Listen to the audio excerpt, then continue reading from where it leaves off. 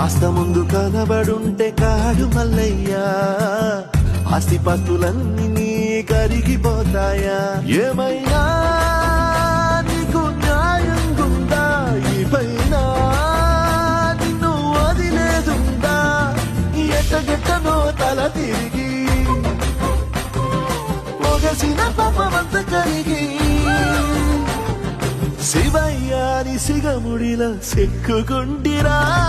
బొమ్మ నీదిలించిన కసురుతు కదిలించిన, శూలముతో పొడిచిన పాములు కరిపించిన, నిన్నొదిలితే నా పేరిక తిన్నడే కా